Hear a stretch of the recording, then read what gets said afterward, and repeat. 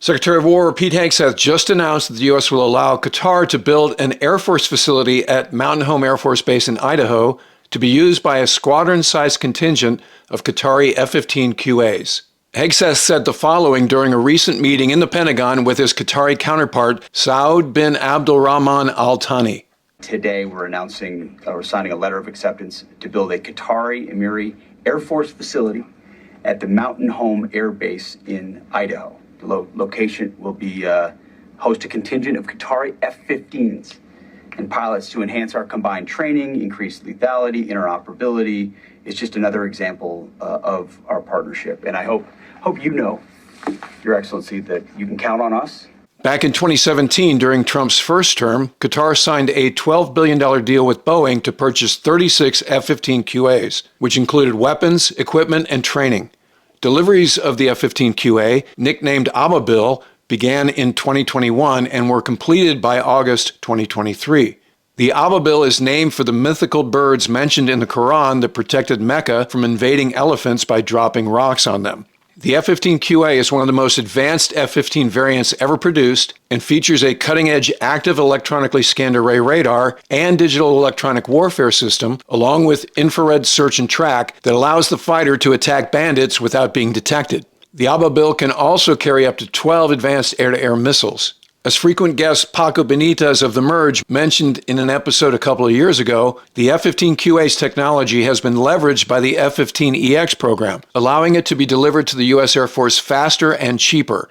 Basically, without Qatar's funding for their advanced version of the Eagle, there would be no F-15EX, which the U.S. Air Force badly needs to round out its inventory as the F-35 program continues to struggle to get airplanes delivered.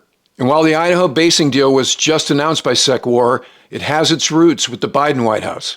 A 2022 press release from Mountain Home Air Force Base provided the results of an environmental assessment looking at the, quote, potential impacts associated with the bed down of a U.S.-led Qatari Emir Air Force F-15QA squadron, end quote, at the base. The quote-unquote bed down is facilities for the training squadron's operations, providing space for the pilots to train, brief, do their scheduling, and more. The countries who send pilots as part of this program provide the U.S. funds through foreign military sales to build the facilities, and the military hires community labor around the bases to build them out. The Environmental Impact Report from 2022 also details that the Qatari facilities are for, quote, the bed down of 12 F-15QAs, basically a squadron-sized complement, permanently assigned Qatari aircraft and associated equipment, use of the Mountain Home Air Force Base airfield and special use airspace, and military training routes for training, use of defensive countermeasures and ordnance, approximately 300 additional QEAF and United States Air Force personnel, and the construction and modification of facilities and infrastructure needed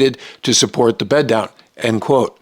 The report said basing and operations were expected to begin in early fiscal year 2024, with an initial timeline of 10 years and an option to extend further if needed. Obviously, that didn't happen during the Biden presidency.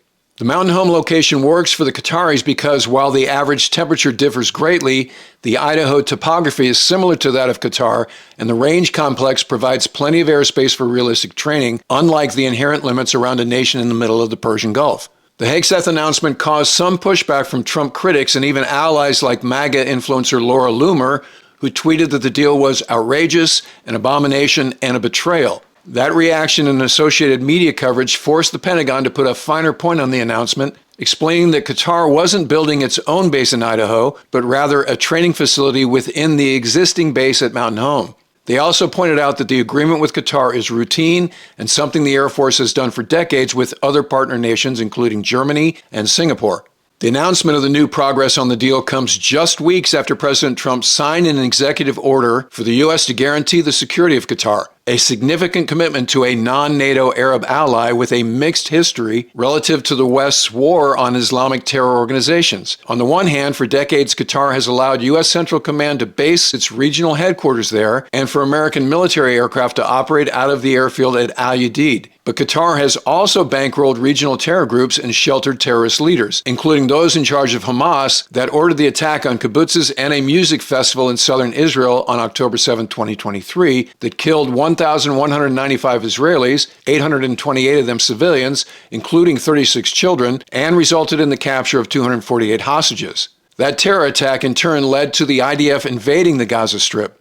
2 years later, that war has killed over 70,000 Palestinians and nearly 2,000 Israelis. Breaking news around the Gaza conflict is that Phase 1 of a peace plan brokered primarily by the Trump administration has just been agreed to by all parties, most importantly, the Israeli government and Hamas. The highlights of the 20-point plan are an immediate ceasefire, the partial withdrawal of IDF forces from Gaza, removing Hamas from governing Gaza and inserting an interim Palestinian-led government, the return of the remaining Israeli hostages, 20 living and 28 deceased, in exchange for the release of 2,000 Palestinian prisoners being held by Israel, and allowing aid to reach long-suffering refugees in Gaza. Hegseth praised Qatar for playing what he described as a substantial role in the peace talks that led to Phase 1 of the Gaza Peace Plan, as well as the Gulf countries' support when the U.S. struck Iranian nuclear sites in June. Qatar has played the mediator throughout the region in recent years, including working with the new government in Syria after the fall of the Assad regime to ensure that country didn't immediately fall back into civil war. In the case of the Gaza deal,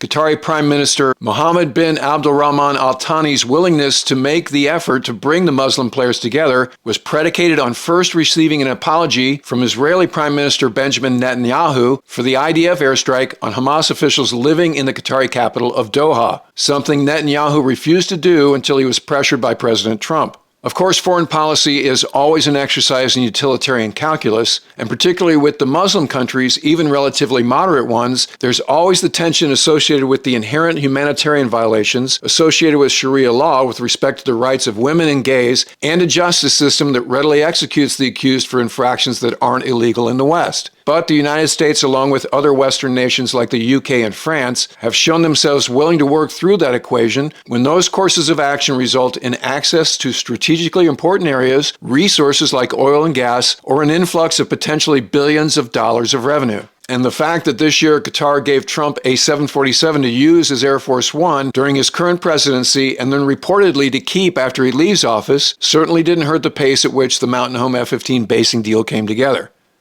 All right, that'll do it for this episode. If you're not already a subscriber, become one so you don't miss anything going forward. And in the meantime, I look forward to talking to you again very soon.